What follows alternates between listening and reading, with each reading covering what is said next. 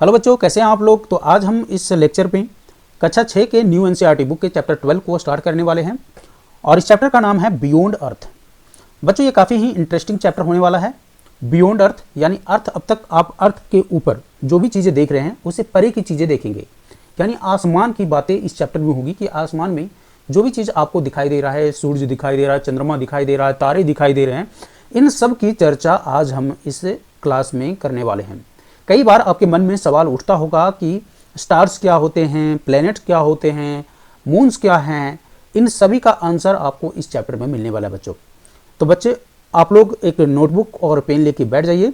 Start करते हैं हम इस चैप्टर को। Nubra is a beautiful region in Ladakh. तो नुब्रा जो है एक ब्यूटीफुल रीजन कहाँ पर पड़ता है? लद्दाख में पड़ता है। An 11-year-old girl Yangdol and her twin brother Dorje live in one of the village of this reason.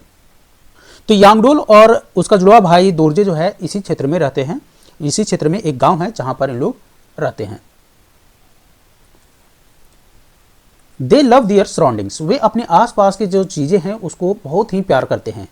अब आसपास की चीजें, जो नुब्रा में आसपास की चीजें क्या दिखाई देगा, जैसा कि आप लोगों को मालूम होगा, आप लोग कभी अगर गए होंगे या नहीं भी गए होंगे तो वीडियो में देखे होंगे लद्दाख के बारे में। वहां पर क्या दिखाई देगा? वहां पर दिखाई देगा मैजेस्टिक माउंटेन पीक्स, ग्लेशियर्स। तो इन सब को वो दोनों भाई बहन जो है वो तो प्यार करते ही हैं, यानी उनको ये चीज़ पसंद है। बट जो सबसे ज़्यादा पसंद है वो है, उनका जो फेवरेट है वो है नाइट स्काई। नाइट स्काई क्यों? क्योंकि रात्र जब होता है, जब रात होता है तो पूरा स्काई जो है एकदम प्रकाशमय हो जाता है।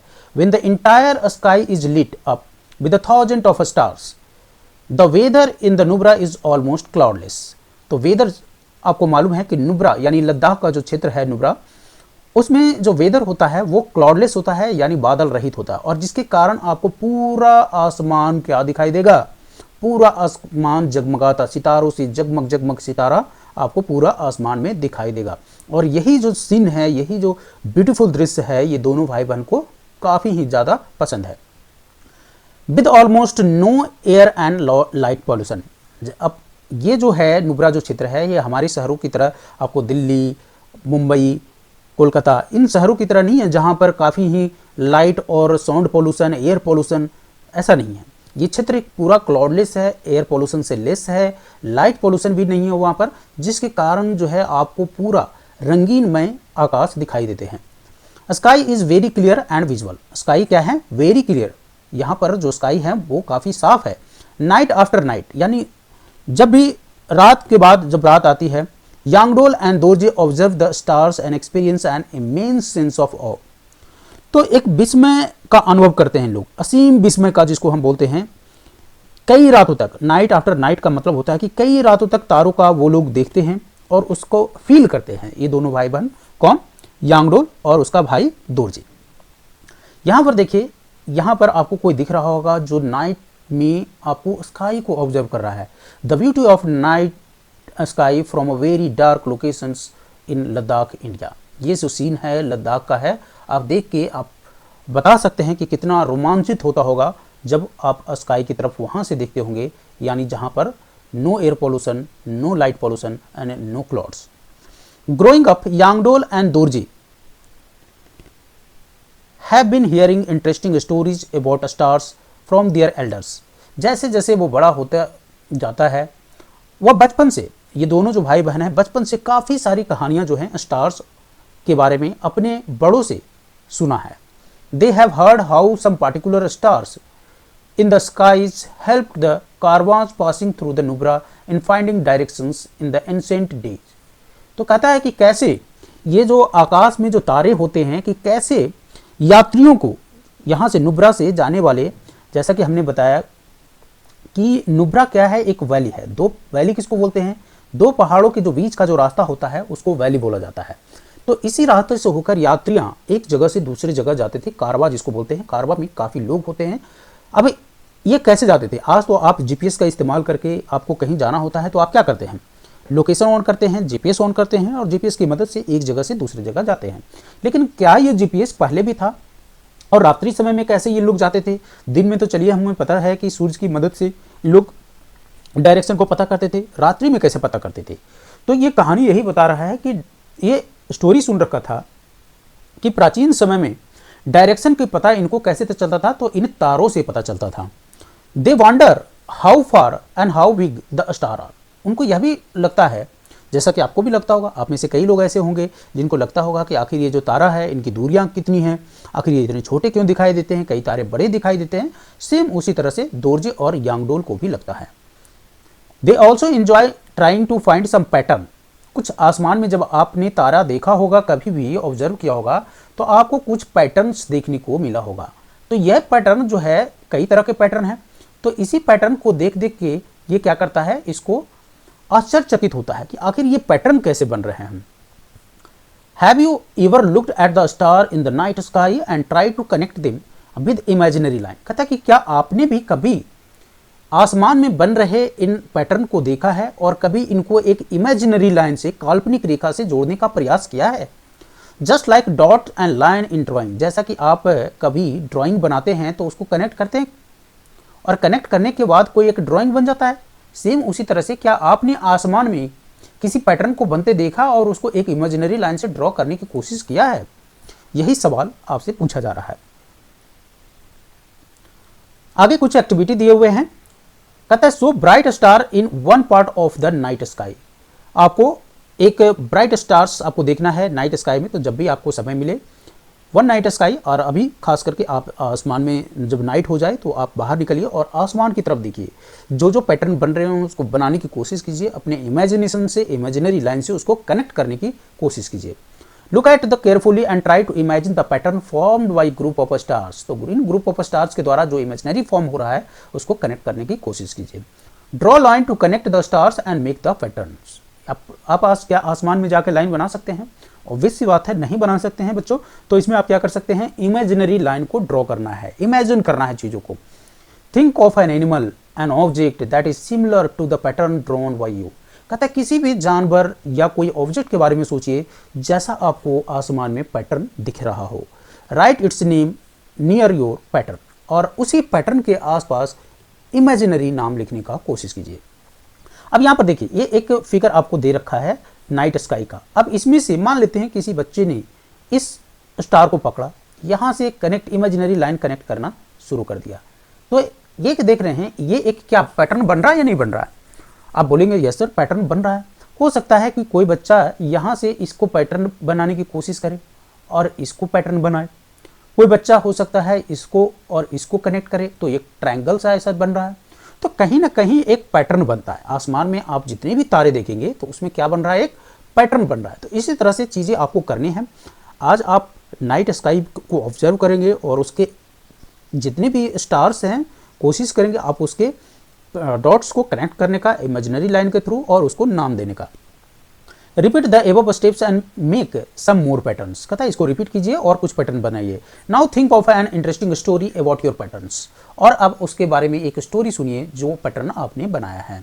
Compare your patterns with the patterns drawn by your friends. कहता है कि जो पैटर्न आपने बनाया है उस पैटर्न को आपके दोस्त के द्वारा बनाए हुए पैटर्न से कंपेयर कीजिए कि क्या ये पैटर्न जो है मिलता जुलता है।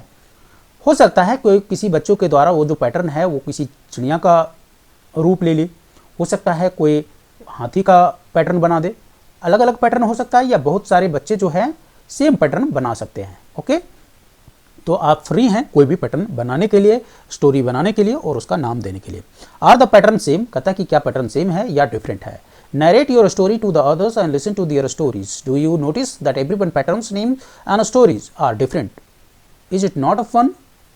है ना, तो ये क्या कर रहा है कि क्या ये फन नहीं है, यानी रोचक बातें नहीं है। Of course it's a interesting, it's a fun. Okay, आगे है 12.1 में आपको स्टार्स एंड कंस्टेलेशन के बारे में पढ़ना। स्टार्स एंड किसके बारे में पढ़ना है, कंस्टेलेशन के बारे में। तो स्टार का मतलब हिंदी मीनिंग होता है क्या, तारा, और कंस्टेलेशन का मतलब होता है तारामंडल। तारामंडल यानी तारों का समूह। At night when we look up at the sky. रात में जब हम स्काई में देखते हैं वी सी मेनी स्टार्स, हम लोग काफ़ी स्टार देखते हैं। सम स्टार्स आर ब्राइट। कहता है कि कुछ स्टार जो होते हैं ब्राइट होते हैं, एंड अदर्स आर डिम। तो कुछ स्टार्स क्या होते हैं, ब्राइट होते हैं, कुछ क्या होते हैं, डिम होते हैं। Star signs with their own light. तो ये पॉइंट आपको याद रखना है कि स्टार्स की क्या होती है, अपनी लाइट होती है। ये लिट अप होने के लिए किसी दूसरे पर निर्भर नहीं होने देते हैं। अब आपको मैं बता दूं कि आपने पढ़ा होगा कि सन क्या है, sun is also a star, sun is not a planet. Sun क्या है, सन अ स्टार है, और इसीलिए हम कहते हैं कि star signs with their own light. क्या आप बताइए कि सन को लाइट देने के लिए, लिट अप होने के लिए किसी और की लाइट की आवश्यकता है? तो आप बोलेंगे नहीं सर, वो तो उसका ओन लाइट है ना। तो कोई आप आसमान में देखोगे कोई तारा जो काफ़ी जगमगा रहा होगा, कोई तारा जो है उससे कम प्रकाश आ रहा होगा। आखिर ऐसा क्यों? Some groups of stars appears to form patterns, कुछ ऐसे ग्रुप्स होते हैं जो पैटर्न फॉर्म करते हैं, which are like shapes of familiar things, जो कि हमें कुछ जाना पहचाना चीज़ों से मिलता जुलता प्रतीत होता है। इसकी जो पैटर्न है, ऐसे पैटर्न बनते प्रतीत होते हैं जिनकी आकृतियां आपको जानी पहचानी वस्तुओं से मिलती जुलती होती है। आगे कहता है लॉन्ग अगो, यानी बहुत समय पूर्व, जब रात्रि आकाश का अवलोकन होता है। When the watching stars in the night sky was a favourite pass time, कहता है कि बहुत समय पहले एक ऐसा हुआ करता था कि लोग आसमान में देखते रहते थे और अपना समय व्यतीत करते थे। ऑफ आवर एंसेस्टर मतलब होता है बच्चों पूर्वज। They identified these stars the patterns with animals, things and characters in a story, और इन सभी की पहचान वो क्या करते थे, एनिमल, थिंग और कैरेक्टर से करते थे। Many cultures had name for patterns based on their own story. These imaginary shapes helped them in recognizing a star in the sky. यही imaginary जो shape है उनको स्टार को पहचानने में मदद किया। Recognizing a star and their patterns was useful skill for navigation. अब ये जो स्टार्स के जो पैटर्न हैं किसमें मदद किए? नेविगेशन में मदद किए। यानी जब लोग एक जगह से दूसरे जगह नेविगेट करते थे, उसमें यही स्टार के जो पैटर्न हैं वो क्या करते थे, पुराने समय में, ओल्डन टाइम्स में मदद करते थे। कहता है before the arrival of modern technology और even before the inventions of the magnetic compass. अब देखिए, अब आप क्या करते हैं, डायरेक्शन को पता कर लगाने के लिए मैग्नेटिक कंपास का इस्तेमाल करते हैं कि नहीं करते हैं? अगर आपने मैग्नेटिक कंपास नहीं देखा है तो मैं बता दूं कि मैग्नेटिक कंपास क्या होता है कि एक घड़ी की तरह होता है जिसमें डायरेक्शंस होते हैं। क्या होते हैं? नीडल्स होता है, नॉर्थ एंड साउथ नीडल्स होते हैं, और जहां पर भी आप रखिए वो आपको क्या दिखाता है, नॉर्थ और साउथ की डायरेक्शन बताता है। तो ऑफ कोर्स आप इस तरह से आप बता सकते हैं डायरेक्शन की, नहीं बता सकते हैं कि किधर है आपका नॉर्थ, किधर आपको साउथ पड़ता है, किधर ईस्ट पड़ता है और किधर वेस्ट पड़ता है। तो आप बच्चों बोलेंगे कि यस सर, हम मैग्नेटिक कंपास की मदद से तो हम इजीली बता देंगे कि कौन से डायरेक्शन किधर है। लेकिन बच्चों आप ये सोचिए कि पुराने समय में तो ये मैग्नेटिक कंपास नहीं थे, तो फिर आखिर कैसे लोग डायरेक्शन का पता करते थे बताइए? अभी आपने पढ़ा तो यस, आप यह कहना चाह रहे हैं कि इन स्टार की मदद से, बिल्कुल सही, इन स्टार की मदद से ही लोग जो है एक जगह से दूसरी जगह नेविगेट करते थे। पार्टिकुलरली सेलर्स, पार्टिकुलरली हम किसकी बात कर रहे हैं? सेलर्स की, और ट्रेवलर्स। तो सेलर और ट्रेवलर जो है खास करके इन्हीं स्टार की मदद से एक जगह से दूसरी जगह जाते थे। In finding the direction at the sea and land, it is still used in emergency as the backup method. अभी भी बच्चों कभी कभी क्या होता है कि आप इमरजेंसी में हैं और मैग्नेटिक कंपास ले जाना भूल गए, तो बैकअप के तौर पर इन स्टार को आप इस्तेमाल कर सकते हैं डायरेक्शन को फाइंड आउट करने के लिए, right. In earlier times groups of stars forming patterns were called constellation. अब यहाँ पर एक बच्चों आपको ध्यान रखना है डेफिनेशन कि पहले पुराने समय में क्या था, कंस्टेलेशन का जो डेफिनेशन था वो यूं था कि group of star forming patterns were called constellation. जो ग्रुप ऑफ स्टार जो है फॉर्म करते थे पैटर्न को, उसी को हम, उसी ग्रुप ऑफ स्टार्स को कंस्टेलेशन बोलते थे। लेकिन अभी थोड़ा डिफिनीशन में चेंजेज आ गया है। अब क्या चेंजेज आ गया है उसे देखना है। इसे तो याद रखना ही था कि in earlier time group of star forming patterns were called constellation. लेकिन करेंटली क्या है?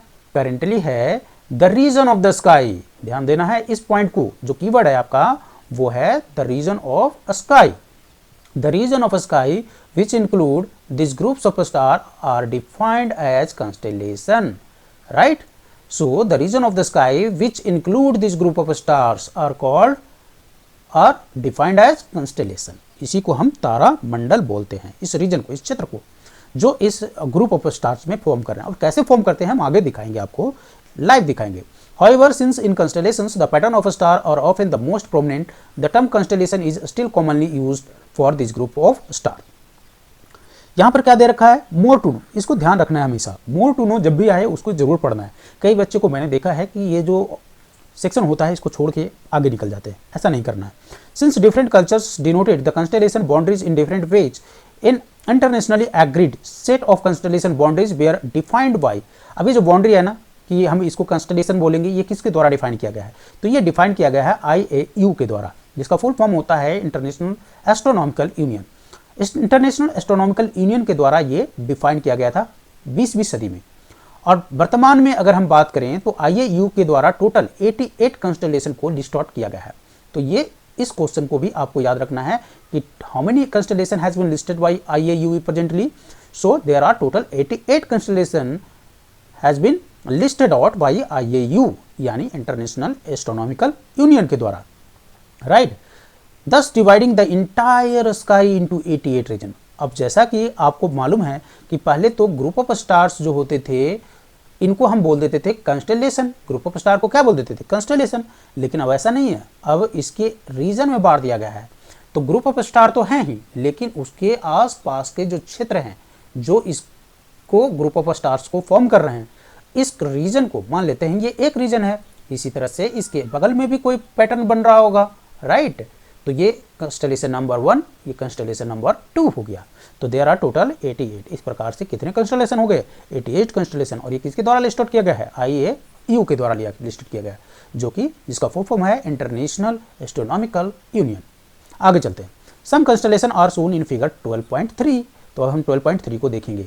The stars are joined by imaginary lines drawn for easy identification. The constellation Orion. यहाँ पर देखिए एक कंस्टेलेशन है, कंस्टेलेशन जिसका नाम रख दिया ओरियन। क्या रख दिया? Orion, ORION। Orion is often represented as hunter. याद रखना बच्चों। तो आपसे क्वेश्चन यहाँ भी पूछ सकता है MCQ के रूप में। क्या पूछेगा कि which one of the following constellation is known as hunter, या किसको हम रिप्रेजेंट करते हैं? Which one of the following constellation is represented as hunter. तो आपका आंसर क्या होगा बच्चों? बिल्कुल सही, Orion. There are 3 stars in the middle which represent the belt of the hunter, and some people imagine that the hunter Orion followed by his dog constellation Canis Major, followed by a dog Canis Major is battling a bull constellation Taurus, right। अब आइए देख लेते हैं figure में, तब हमको समझ में आएगा। यहाँ देखिए, यहाँ पर आपको कुछ दिखाई दे रहा है, तो आप बोलेंगे यस सर यहाँ पर हमें कुछ फिगर दिखाई दे रहा है। सम कंस्टेलेशन है स्टार के बारे में, तो कुछ कंस्टेलेशन स्टार में यहाँ पर दिखाइए। तारामंडल जो आपको दिखाया जा रहा है, पहचानने की कोशिश कीजिए कि कौन कौन से दिखाई दे रहा है। सबसे पहले हमने किसके बारे में बात किया था? ओरियन के बारे में बात किया था। ओरियन के बारे में बताया था, और ओरियन को हम किसके रूप में जानते हैं? हंटर के रूप में भी जानते हैं, है ना। तारामंडल ओरियन को हम किस रूप में जानते हैं? शिकारी के रूप में जानते हैं, हंटर के रूप में निरूपित किया जाता है इसको। अब आपको उन्हें पढ़ा था कि इस देखिए ये ग्रुप बना रहा है कि नहीं, ये यहाँ पर आप समझिए, राइट। इसको कनेक्ट किए हैं, इमेजिनरी लाइन से कनेक्ट कर दिए। लेकिन जब इसको कनेक्ट किए आप, इस पूरे यहाँ पर से देखिए, ये इधर से भी इधर जा रहा है, ये पूरे स्टार्स को कनेक्ट किया है, राइट। ओरियन है, इस कंस्टेलेशन को क्या बोलते हैं? ओरियन। तो क्या ये ग्रुप ऑफ स्टार को कंस्टेलेशन बोलते हैं? हाँ, पहले बोलते थे, अब नहीं। ये डिफिनेशन सही है, लेकिन पहले के ज़माना का। अब के ज़माना का क्या है? तो सर आप बोलेंगे कि सर अब तो इस रीजन को हम लेते हैं ना कंस्टेलेशन में, ये ग्रुप ऑफ स्टार तो सही है सर, लेकिन अब ये देख रहे हैं एक क्षेत्र में बांटा हुआ कि नहीं? टोटल कितने क्षेत्र बांटे थे हमने स्काई को? 88 रीजन। तो इस एक रीजन को हमने नाम दे दिया ओरियन। तो एक कंस्टेलेशन आपको याद हो गया ओरियन। और ये 3 आपको दिखाई दे रहे हैं, 3 आपको बेल्ट आपने देखा था, शिकारी पट्टी, है ना, हंटर बेल्ट इसको बोलते हैं। कुछ लोग कल्पना करते हैं कि ओरियन को एक बैल क्या कर रहा है? ओरियन को एक बैल पीछा कर रहा है ना। शिकारी ओरियन एक बैल से युद्ध कर रहा है। क्या कर रहा है? युद्ध कर रहा है। और वो कौन सा है? वो है टॉरस। ये कौन है? टॉरस। तो एक टॉरस अलग सा कंस्टेलेशन हो गया। तो इससे युद्ध कौन कर रहा है? ओरियन। बैटल कौन कर रहा है? ओरियन। अब उसके बाद आपने देखा था कि ओरियन का एक डॉग है। ओरियन का ये तो एक बुल से फाइट कर रहा है, बोलता है कि ओरियन एक बुल से फाइट कर रहा है जिसका नाम है टॉरस। और एक डॉग से आपको देखेंगे कि ओरियन का डॉग उसके पीछे चल रहा है, और उसका नाम क्या दे दिया? Canis Major. ओरियन का डॉग एक पीछा कर रहा है जो कैनिस मेजर नाम दे दिया, राइट। इस कंस्टेलेशन को क्या नाम दे दिया? Canis Major. तो कैनिस मेजर कौन है? ओरियन का। ये it is just a story, ये कुछ ऐसा है नहीं एक्चुअल में, बट एक स्टोरी बनाया हुआ है कि ओरियन एक कंस्टेलेशन है जिसको पीछा कर रहा है कैनिस मेजर नाम का कंस्टेलेशन। जो एक डॉग है वो ओरियन का पीछा कर रहा है, और ओरियन जो है टॉरस नाम का बुल से फाइट कर रहा है। अब बच्चों यहाँ पर ध्यान देना है एक चीज़ आपको, वो है सीरियस के बारे में। तो सर बोलेगा कि सर सीरियस के बारे में क्या पढ़ना है? तो सीरियस के बारे में आपको ये पढ़ना है कि सीरियस जो है ना बच्चों, कैनिस मेजर का सबसे ब्राइट स्टार है। द ब्राइटेस्ट स्टार, यहाँ पर देखिए, the brightest star in the night sky, the brightest star in the night sky is serious, right. So serious is the brightest star in the night sky. अगर आपसे पूछता है कि विच is the brightest star in the night sky, तो आपका answer हो जाएगा serious, right. आगे देखते हैं, तो अब यहीं पर थोड़ा सा हम एक बार रिपीट कर लेते हैं कि विच और the 3 constellation you learned about the Canis Major, Orion and Taurus. फिर से एक बार बोलिए, Orion, Canis Major and Taurus. So which is the brightest star in the night sky? Sir Sirius. What is the constellation? Sir the area in which the group of stars forming a pattern is known as the constellations, right? Where is the Nubra? So Nubra is the Ladakh area, है ना। नुब्रा कहाँ पर है? Ladakh area में है, okay. अब आगे चलते हैं, यहाँ पर देखिए, कहता है कि the red line indicate patterns of the stars while the green lines indicate the region, okay. यहाँ पर देखिए आपको कुछ रेड लाइन दिख रहा होगा, पहले इसको हम इरेज कर देते हैं तो ताकि आपको इजिली दिख सके। हाँ बच्चों, हो सकता है आपके बुक में ये रेड लाइन और ग्रीन लाइन ना दिखे, बट यहाँ पर आपको आसानी से दिख जाए। यहाँ देखिए, ये जो रेड लाइन आपको दिख रहा है ना, ये रेड लाइन जो ज्वाइंट कर रहा है स्टार्स को, ये क्या है? इमेजिनरी लाइन है। एंड दिस ग्रीन लाइन, ये क्या है? ये एरिया है, राइट। इस ग्रुप का एरिया हो गया, और इसी को हम क्या बोलते हैं? इस पूरे को हम बोलते हैं कॉन्स्टेलेशन। क्या बोलते हैं? कॉन्स्टेलेशन, यानी तारामंडल, ओके। बच्चों अगर आपसे कोई पूछता तो बता देंगे, ओके। आगे आइए, अब यहाँ देखिए, उसी के बारे में हमने पढ़ा था, इसी के बारे में, कैनिस मेजर। कंस्टेलेशन कौन सा है? कैनिस मेजर, ओरियन और टॉरस। अब ये सारे स्टार्स हैं आपको, राइट। जैसे serious is the brightest star, इसी तरह से ये सब भी स्टार्स हैं, राइट। ये सब भी क्या है? स्टार्स हैं, ओके।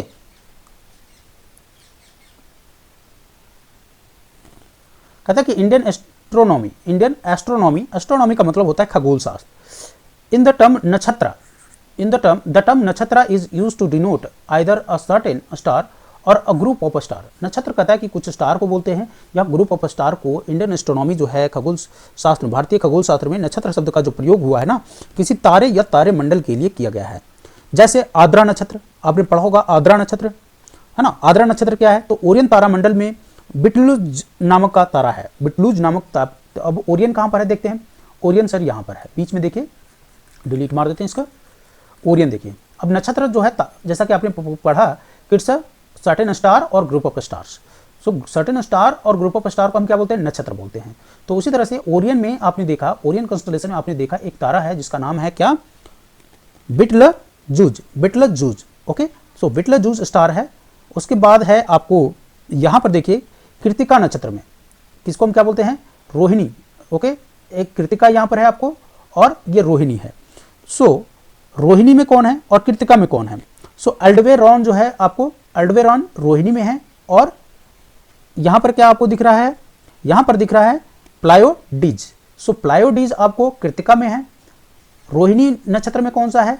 तो रोहिणी नक्षत्र में है आपको अल्डेबरॉन, एक बार फिर से रिपीट कीजिए, अल्डेबरॉन इन रोहिणी नक्षत्र। और उसके बाद प्लायोडीज किस में है? कृतिका नक्षत्र में। और विटलुजूज किस में है? तो विटलुजूज है आपको ओरियन में, ओके, यानी आद्रा नक्षत्र में। तो 3 नक्षत्र को आपने देखा, आद्रा नक्षत्र, कृतिका नक्षत्र और किसमें? आपको रोहिणी नक्षत्र में। 3 नक्षत्र के बारे में आपको यहाँ बताया गया है, रोहिणी, आद्रा और कृतिका। कृतिका में कौन सा है? तो सर कृतिका में प्लायोडीज नाम का तारामंडल जो है ना, आपको उस तारामंडल में आपको यहाँ दिख रहा होगा, प्लायोडीज नाम का तारा आपको दिख रहा होगा, तारा समूह दिख रहा होगा। उसके बाद कौन सा है? अल्डेबरॉन है, और उसके बाद बिटलजूज है। वो 3 आपको नक्षत्र को आपको समझना है, ओके।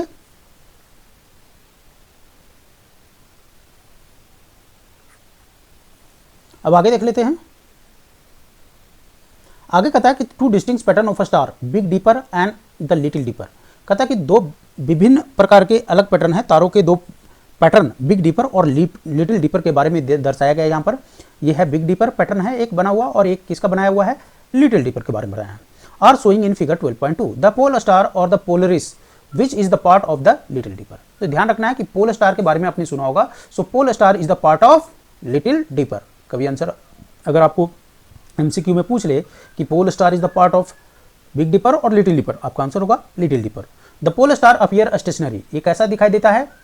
एकदम एक शांत, और आप कह सकते हैं कि खड़ा, इसमें कोई हलचल आपको नहीं दिखाई देता है, आपको स्टेशनरी दिखाई देता है, राइट, कोई हलचल इसमें नहीं है। इन द नॉर्थ डायरेक्शन, कौन से डायरेक्शन में? North direction. तो बच्चों मैं आपको बता दूं कि यही जो पोल स्टार है जिससे लोग नॉर्थ के बारे में पता करते थे। सो ये हमेशा किस डायरेक्शन में होता है पोल स्टार? तो आप बोलेंगे बच्चों कि sir pole star is always in the north direction and which helps to locate the north direction in northern hemisphere. ये हमको उत्तरी हेमिस्फीयर में नॉर्थ डायरेक्शन के बारे में बताता है। कौन? तो आप बोलेंगे sir pole star. And pole star किसमें, किस कंस्टलेशन में आपको पड़ता है? लिटिल डीपर वाले जो ग्रुप ऑफ स्टार जो आपने पढ़ा, लिटिल डीपर बिग डीपर, उसमें पड़ता है। लिटिल डीपर में कौन पड़ता है? Pole star. The big dipper lies in the constellation Ursa Major. Big dipper जो है वो किसमें है? ये उर्सा मेजर है, Ursa Major, right. Ursa Major में कौन पड़ता है? तो बिग डीपर पड़ता है। Okay, lies in Ursa Major and the little dipper lies constellation Ursa Minor. और इसका जो कंस्टलेशन का नाम है वो है उर्सा माइनर। तो याद रखना है कि big dipper lies in the Ursa Major and little dipper lies in Ursa Minor. In India the big dipper is known as Saptarishi. और बिग डीपर को हम सप्त ऋषि बोलते हैं। सप्त ऋषि क्यों बोलते हैं? 1 2 3 4 5 6 7 7 स्टार के ग्रुप है। Because of that we call it Saptarishi. And the pole star is known as Dhruva Tara. Pole star को क्या बोलते हैं? ध्रुव तारा।